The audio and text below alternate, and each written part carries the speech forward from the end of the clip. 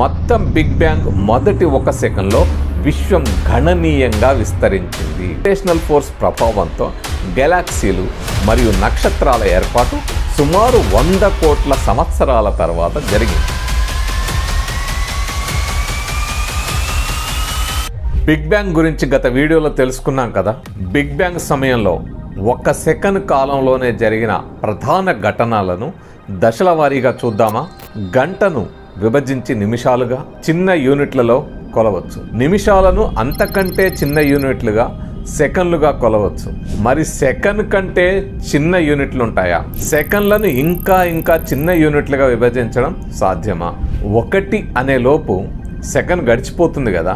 మరి సెకండ్ను భాగాలుగా విడతీయొచ్చా? ఎందుకంటే బిగ్ బ్యాంగ్ సమయంలో సెకనులోని కోట్ల వంతు కాలంలో ఏం జరిగిందో ఎలా అంచనా వేస్తారో తెలుసుకుందాం. 1 సెకండే కదా మనకు తెలిసిన చిన్న యూనిట్. కానీ ఆ సెకండ్ కాలాన్ని కూడా సైంటిస్టులు అనేక చిన్న యూనిట్ల కింద విభజించి పరిశోధనలు చేస్తారు. 10⁻⁻18 ఆ కాలాన్ని అటో సెకండ్స్ అంటారు. 10⁻⁻21 కాలాన్ని జెప్టో సెకండ్స్ అంటారు. 10⁻⁻44 కాలాన్ని ప్లాంక్ టైం అని విభజించారు. ఈ విభజన సైంటిస్టులకు అనేక పరిశోధనల్లో తోడ్పడుతుంది. ఈ సెకండ్ కాల విభజన గురించి, atto seconds, zepto seconds, Planck time గురించి తర్వాత వీడియోలో వివరంగా తెలుసుకుందాం. ప్రస్తుతం మన టాపిక్ బిగ్ బ్యాంగ్ గురించి కాబట్టి ఆ బిగ్ బ్యాంగ్ సమయంలో 1 సెకండ్ కాలాన్ని 1000 కోట్ల వంతులుగా విభజించి దశల వారీగా ఏం జరిగిందో చూస్తే ఆ దశలు ఈ విధంగా ఉంటాయి.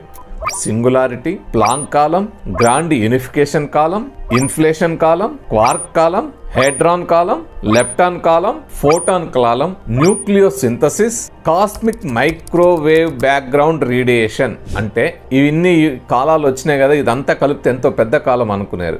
సెకండ్లో కోట్ల వంతు కాలం, అత్యంత మైక్రో లెవెల్ టైం అన్నమాట. సింగులారిటీ గురించి ముందు వీడియోలో చెప్పుకున్నాం. ఆ తర్వాత మిగతా దశల గురించి తెలుసుకుందాం.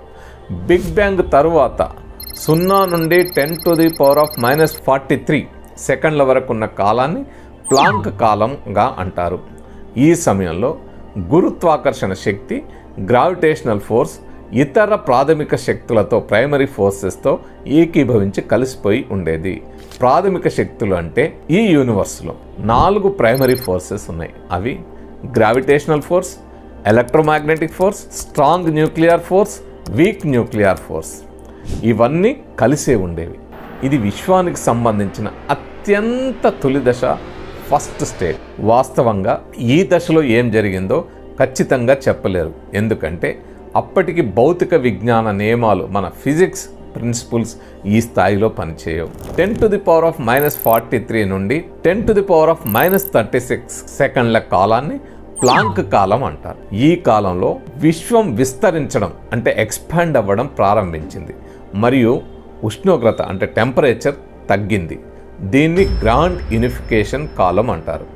ఈ దశలో గ్రావిటేషనల్ ఫోర్స్ తప్ప మిగతా 3 మౌలిక శక్తులు, electromagnetic force, strong nuclear force, week nuclear force, ఇవి ఒకే శక్తిగా ఉండేవి. ఈ దశలో విశ్వం క్రమంగా చల్లబడుతుండగా బలమైన అణుశక్తి, ఆటమిక్ ఎనర్జీ ఇతర శక్తుల నుంచి వేరుపడింది. ఇది ఇన్ఫ్లేషన్కు అంటే విస్తరణకు దారితీసింది. 10⁻⁻36 నుండి 10⁻⁻12 సెకండ్ల కాలం, దీన్ని ఇన్ఫ్లేషన్ కాలం అంటారు. కాస్మిక్ ఇన్ఫ్లేషన్ ఈ దశలో జరిగింది. అంటే విశ్వం చురుగ్గా విస్తరించింది. కొన్ని సెకండ్లలోనే విశ్వం అద్భుతమైన పరిమాణానికి, సైజుకు పెరిగింది. అణువుల కన్నా చిన్నదిగా ఉన్న విశ్వం ఒక పెద్ద గెలాక్సీ పరిమాణానికి చేరింది. మొదటి ప్రాథమిక కణాలు, ఫస్ట్ ప్రైమరీ పార్టికల్స్ ఆవిర్భవించాయి. ఈ సమయంలో week nuclear force, electromagnetic force వేరుగా మారాయి. 10⁻⁻12 నుండి 10⁻⁻ సెకండ్ల కాలం, దీన్ని క్వార్క్లు మరియు గ్లూయాన్ ప్లాస్మా దశ అంటాం. ఈ సమయంలో విశ్వం చాలా వేడిగా, అంటే ట్రిలియన్ల డిగ్రీల ఉష్ణోగ్రత, టెంపరేచర్ ఉంది. ఈ తరుణంలో స్వేచ్ఛగా తిరిగే క్వార్కులు మరియు గ్లూయాన్స్ వంటి పదార్థాన్ని కట్టిపడేసే ప్రాథమిక కణాలు, ఎలిమెంటరీ పార్టికల్స్ ఏర్పడ్డాయి. 10⁻⁻6 నుండి 1 సెకండ్ కాలాన్ని హేడ్రాన్ కాలం అంటాం. విశ్వం మరింత చల్లబడిన తర్వాత క్వార్కులు, గ్లూయాన్లు కలిసిపోయి ప్రోటాన్ మరియు న్యూట్రాన్ల వంటి హేడ్రాన్లు ఏర్పడ్డాయి. అణు కేంద్రకాలకి అంటే న్యూక్లియస్కు అవసరమైన పదార్థాలు ఈ దశలో మొదటిసారిగా వచ్చాయి. ఈ సమయంలో మ్యాటర్ మరియు యాంటీ మ్యాటర్ ఒకదానితో ఒకటి ఢీకొని శక్తిగా అంటే ఎనర్జీగా మారాయి. కానీ కొద్ది మ్యాటర్ మిగిలిపోయింది. ఇది తరువాత విశ్వంలోని యూనివర్స్లోని అన్ని పదార్థాలకు మూలంగా మారింది.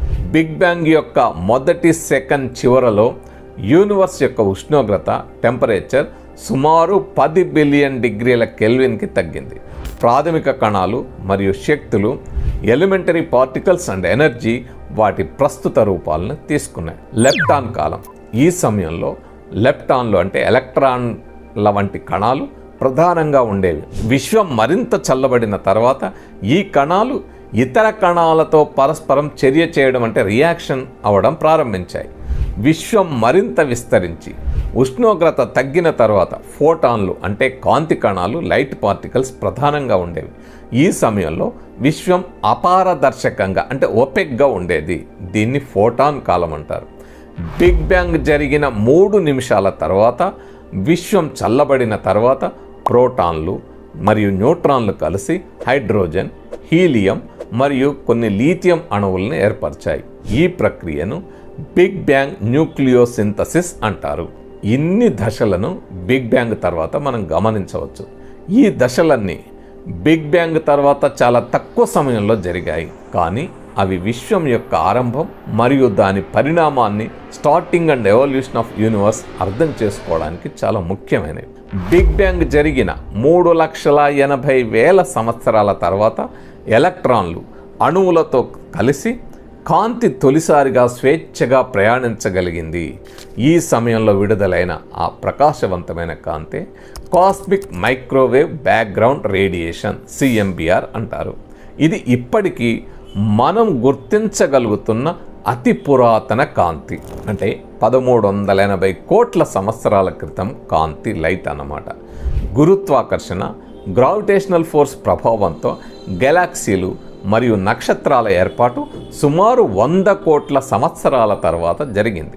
నక్షత్రాల లోపల న్యూక్లియర్ ఫ్యూజన్ ప్రారంభమై భారీ మూలకాలు, హెవీ ఎలిమెంట్స్ రూపొందాయి. బిగ్ బ్యాంగ్ యొక్క మొదటి సెకండ్ అనేది యూనివర్స్ యొక్క ఏర్పాటులో అత్యంత క్లిష్టమైన మరియు ముఖ్యమైన కాలం.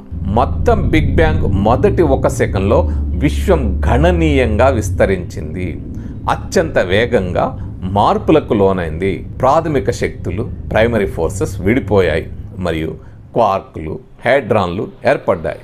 ప్రోటాన్లు, న్యూట్రాన్ల వంటి మూల కణాలు, ఎలిమెంటరీ పార్టికల్స్ ఏర్పడ్డాయి. విశ్వం యొక్క ప్రాథమిక నిర్మాణం, ప్రైమరీ స్ట్రక్చర్ ఆఫ్ యూనివర్స్ ఏర్పడింది.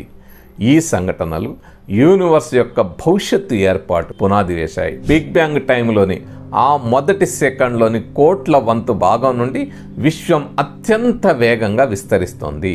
దానినే కాస్మిక్ ఇన్ఫ్లేషన్ అంటారు.